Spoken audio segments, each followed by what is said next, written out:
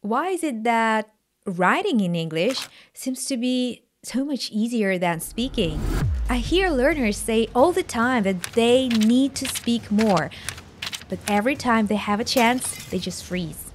I think my biggest frustration is when I have to speak English, my brain literally freezes. Writing is easier for me. Why on earth has it become easier to write with time than to speak? You feel afraid of being judged. That's why you choose writing over speaking. This sort of feeling that they were going to be judged by how many mistakes they were going to make.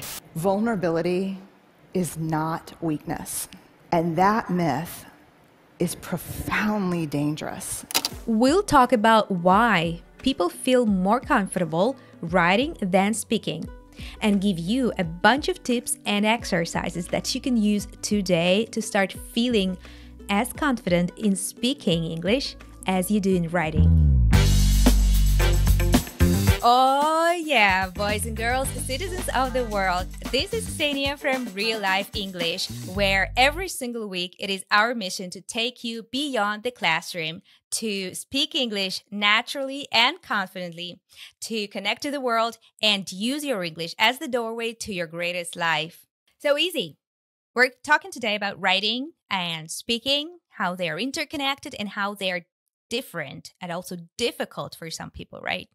So, I was thinking that today we're really living in a text-based society where, we obtain our information through text. We share information via texting, right? We communicate via message texting and everything. And although we're not focusing today primarily on just messaging, right? We will be talking about writing in general. But let me start by asking you, when it goes to English, do you write or speak English more? Definitely speak more. Even though I think I write a lot, but in meetings, if I ended up transcribing everything I said, there would be a lot more information coming out in the form of speaking. And that is, I think, because I worked to get here. I developed the habits that led me here, which I can talk a little bit about today. What are the things that you, viewer, listener, can do as well. So yeah, I'd say speaking, but only because, I practiced my way here. Yeah. So I imagine that there was a period in your life, in your English learning journey, where writing and reading took most of the part. Yeah. There was not so much speaking. Or wasn't it the case for you? Yeah. In the case of input, meaning the input skills, listening, reading, I would say that I listened a lot too. And I think listening is important. If you're going to talk about speaking, listening is key because it's where you get the sounds, right? So that's probably the most fundamental thing that you can do more often is get more exposure to English in as far as listening. We'll get to tips a little bit later. We'll get to tips, yeah. But right now, I just wanted to tell our viewers and listeners that actually this episode was inspired by this comment we got on YouTube from one of our users. So the comment goes like this. I think my biggest frustration is when I have to speak English. My brain literally freezes. Writing is easier for me. And it actually reminded me of our Fluency Circle group, because this is like a chat group on Telegram. And basically people are communicating 24/7. The group is active, is buzzing all day long. And most communication is through texting. We do organize some of speaking events with them. And what I notice is that people who are so active in the group and have no issues expressing themselves, maybe not freezing, but they struggle to be as, articulate as they are in writing. And I think it's a common thing among English learners. So I don't know, do you want to start sharing a little bit on why this is happening? So what you started saying in the episode, I think that makes a lot of sense. Today with the smartphone, it's we're typing all the time. So that is one thing. We're in a more text-based society.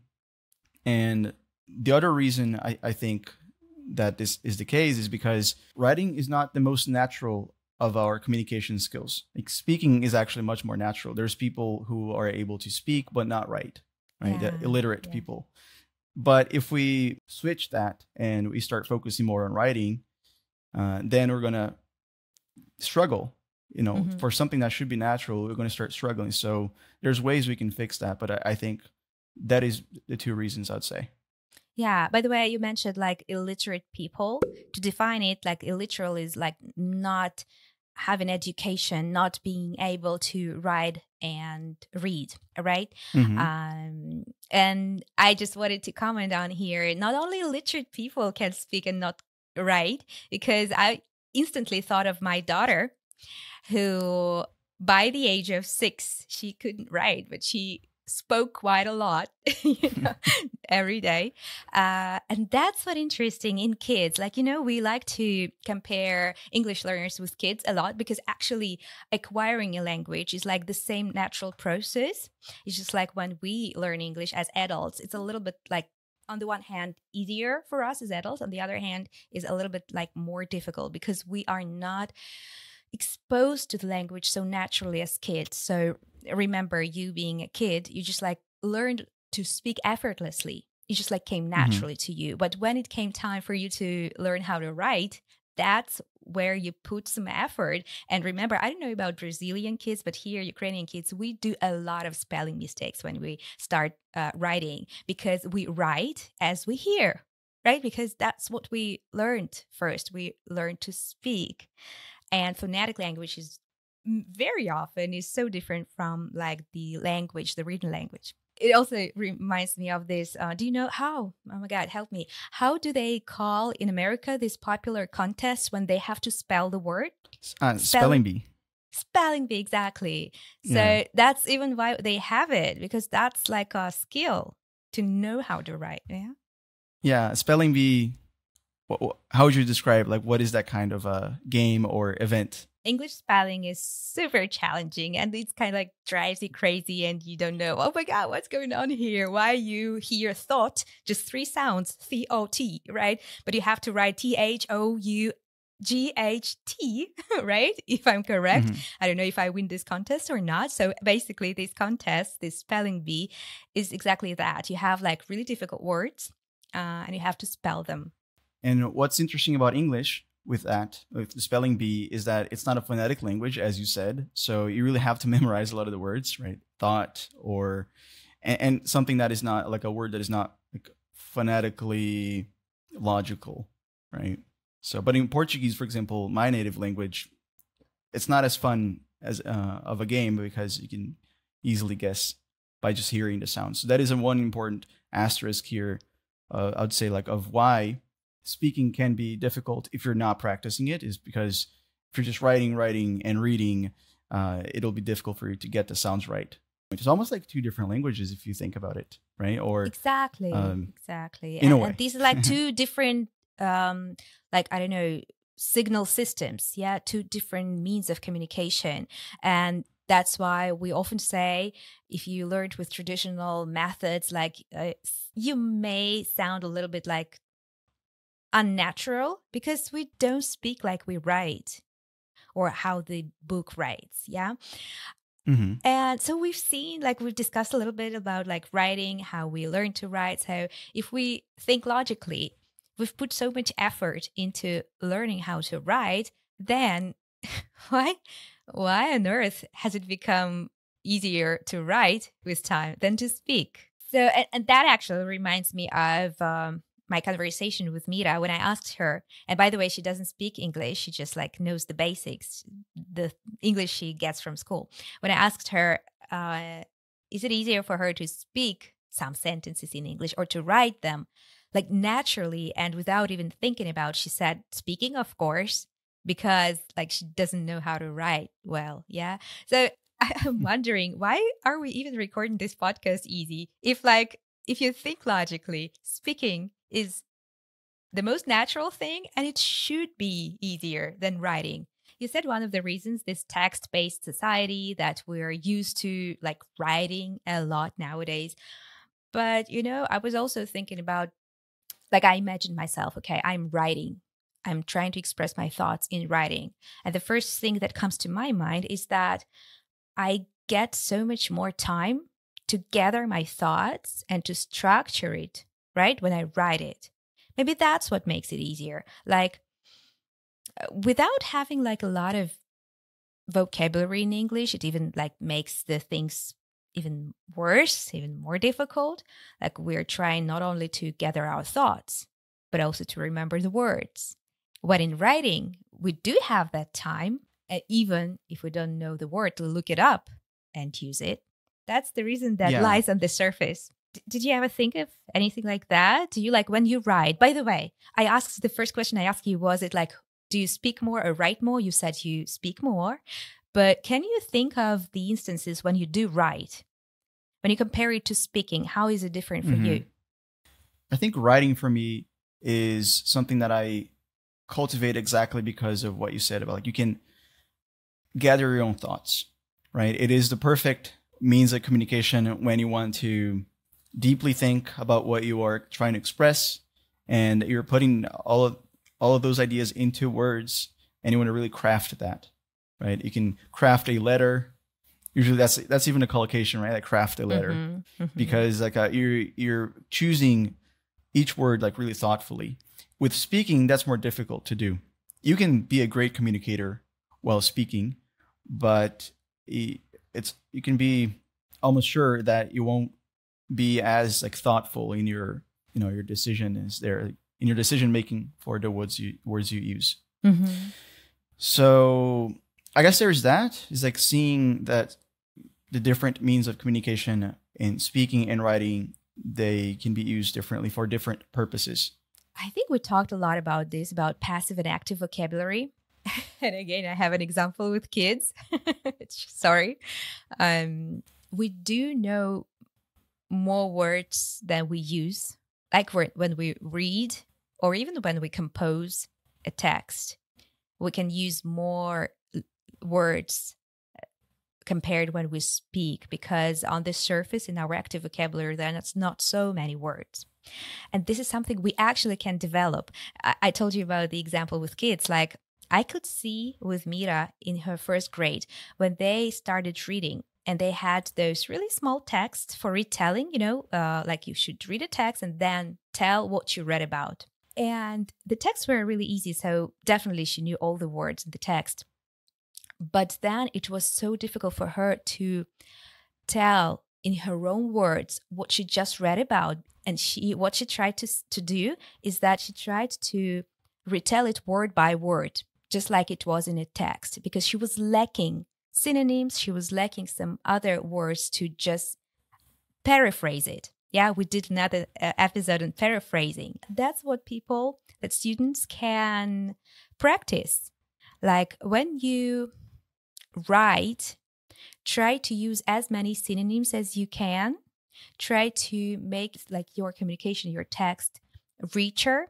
But then again, if you want to become better at speaking, try to write as you speak and like make an analysis. Would you okay, you use this word.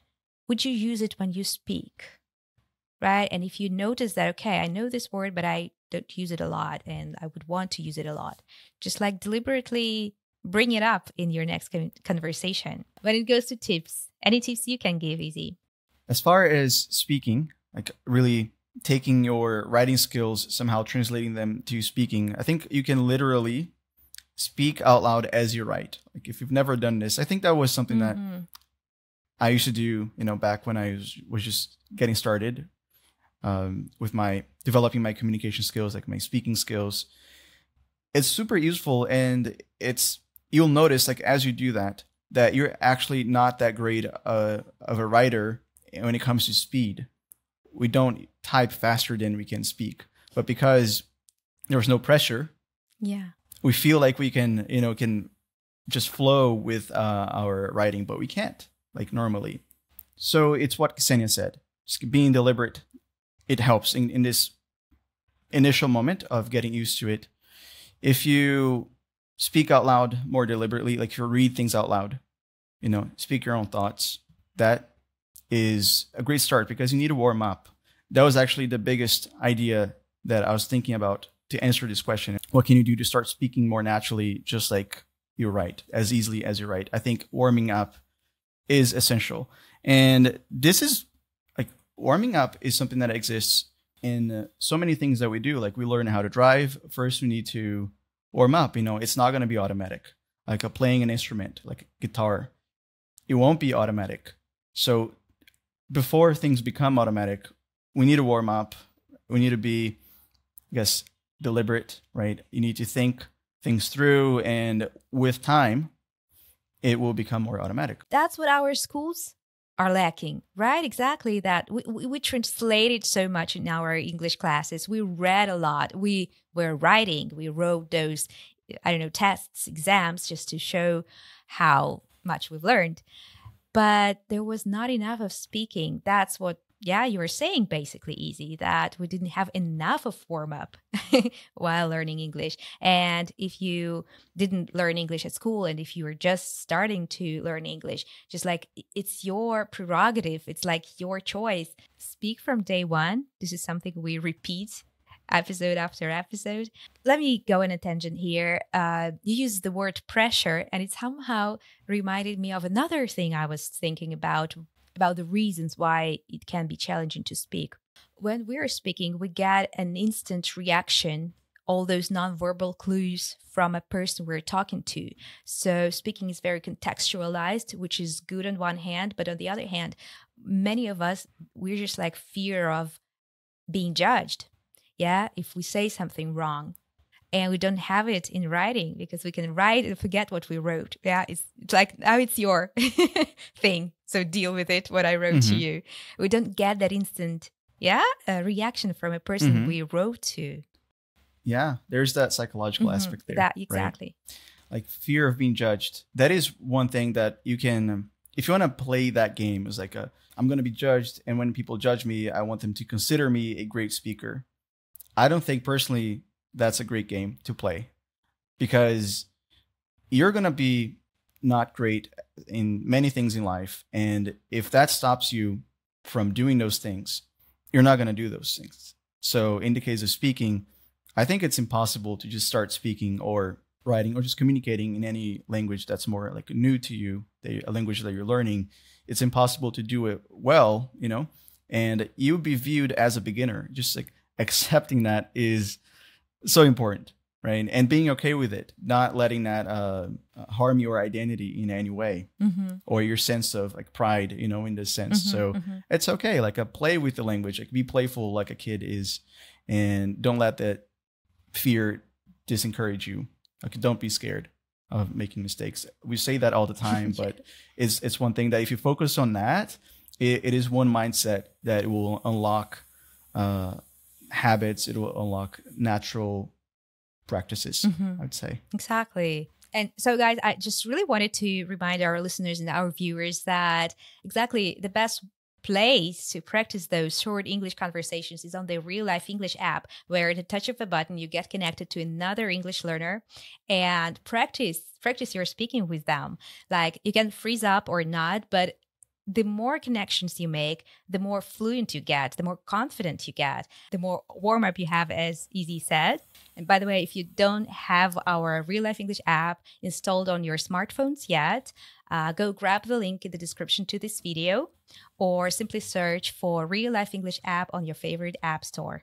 Yeah, so something I thought about before we started recording is that in this idea of warming up, what exactly are you warming up? I think what you are warming up are your muscles of articulation and also your mental articulation, if you may. And some exercises can help you warm up your muscles of articulation. There's like shadowing and reading out loud.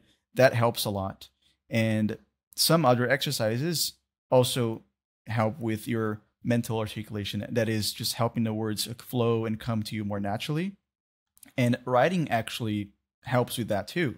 And if you're writing and reading out loud at the same time, what you are writing, I think that can be super helpful with both of these types of articulation being developed at the same time.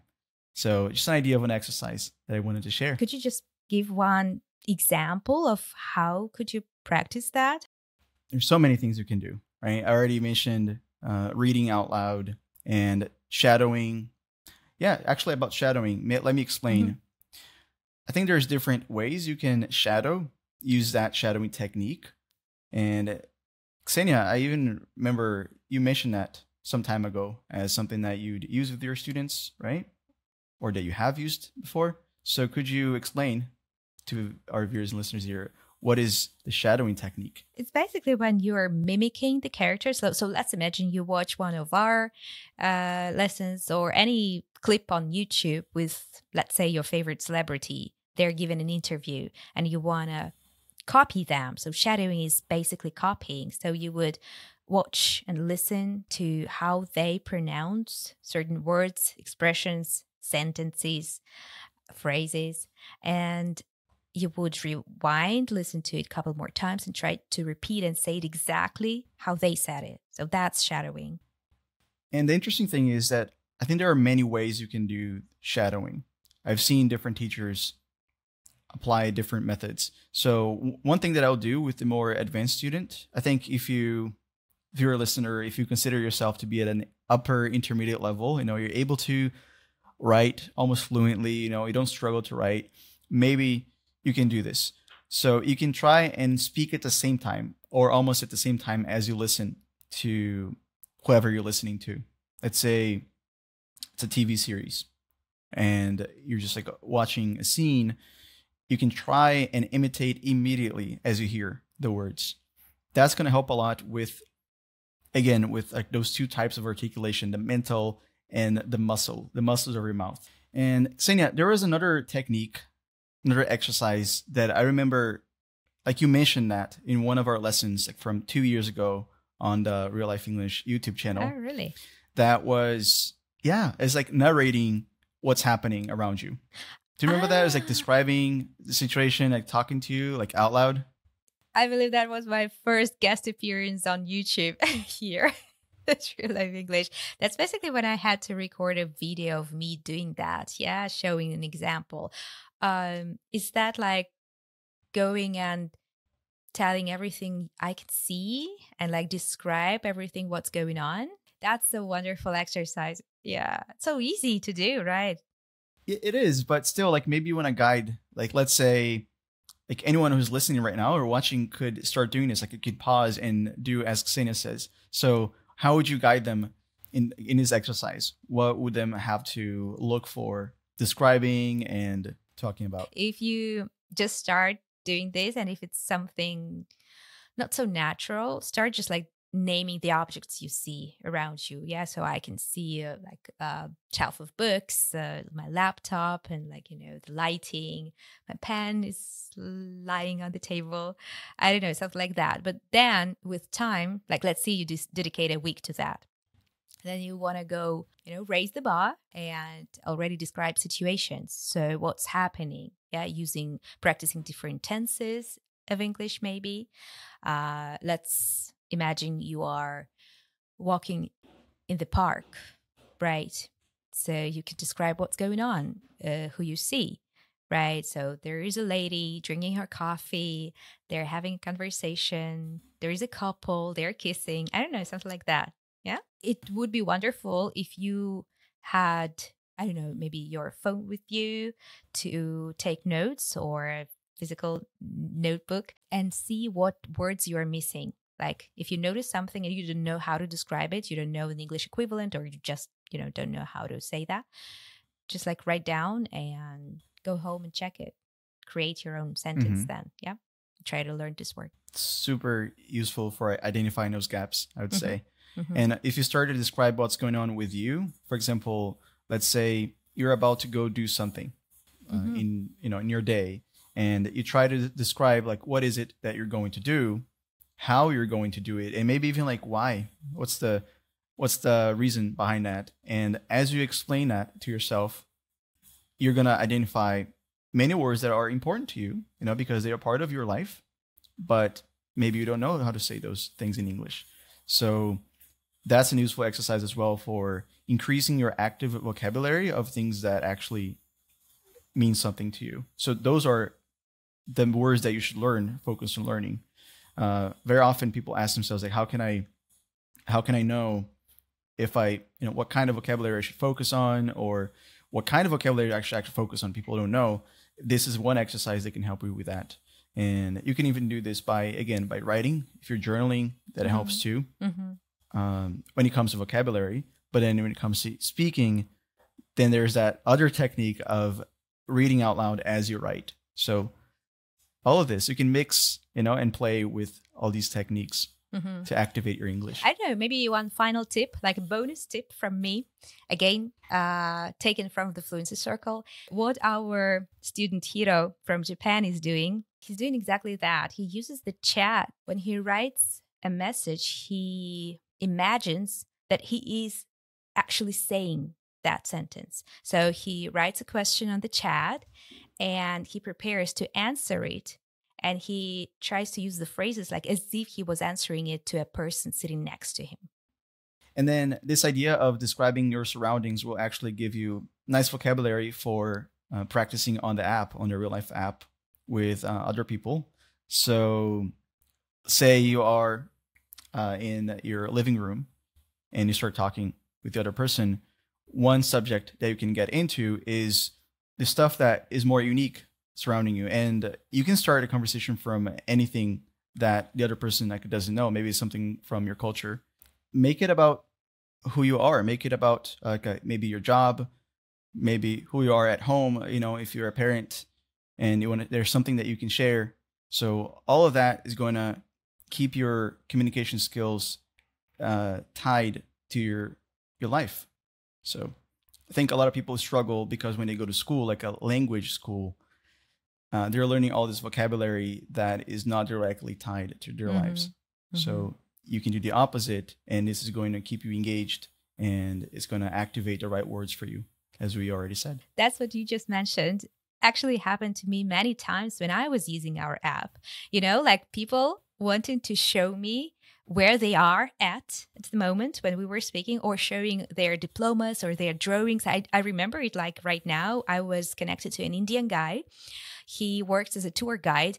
And at the moment when he was speaking to me, he was in the mountainous area. So he actually could show me like the mountains, the forest that right there, the greenery, and like would tell me about his region. And the other guy I remember from Bangladesh. So he's really good at drawing, and at school they have some contest or something like that, so he got a diploma for his drawing. So he showed me proudly his diploma and some of his drawings. So this is it. People already use it, maybe not all of them. So those of you who are not using it yet, so follow Izzy's advice, and that's a super natural way to connect to people and to practice your speaking skills, of course. All right, so we've been speaking a lot. I hope that our listeners, viewers got a lot of tips today, and not only, listen to us, but actually would want to try it out. All right, Izzy. So I wanted to ask you what you were digging this week. So what I've been digging this week is a podcast with Tim Ferriss. And he interviewed the writer, the author, Cal Newport. And Cal has recently written a new book called Slow Productivity, The Lost Art of Accomplishment Without Burnout. And it's just a fascinating concept, the idea of slow productivity. Basically, he talks about, like, the reason why I'm recommending this here is because, like, most people these days, they get into a lot of busyness. Not business as in like companies and like work in general, but busyness as in maybe an addiction to getting busy. But being busy doesn't mean that you are doing meaningful stuff that will actually take you places.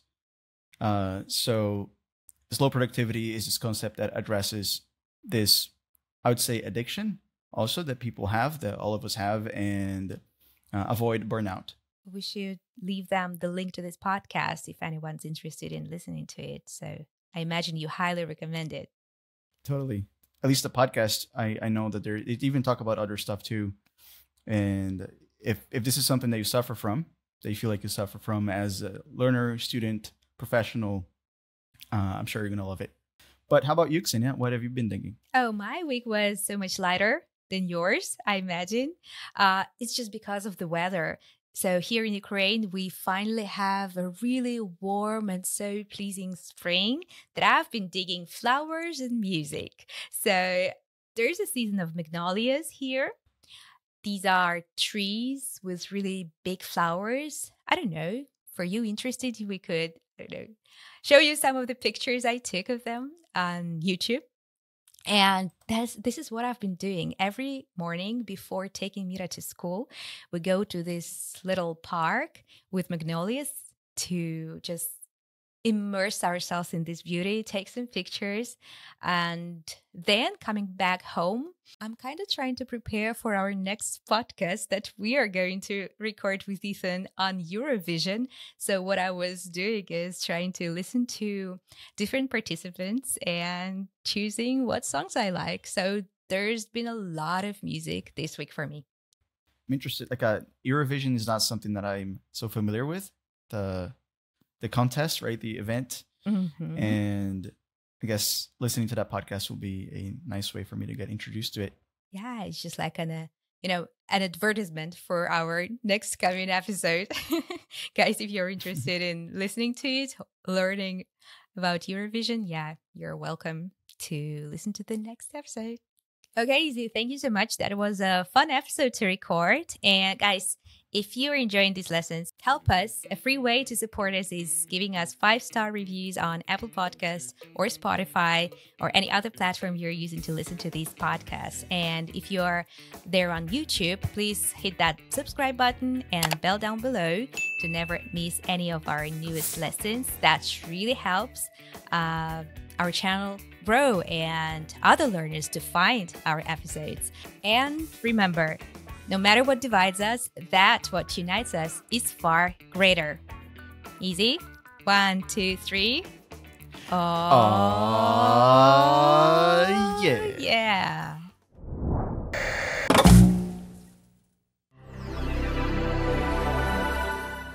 What things are we most nostalgic about from the 1990s? Well, if it isn't Tamagotchi, her new favorite pet. Yes! Should parents limit how much their children are using technologies like iPads and video games?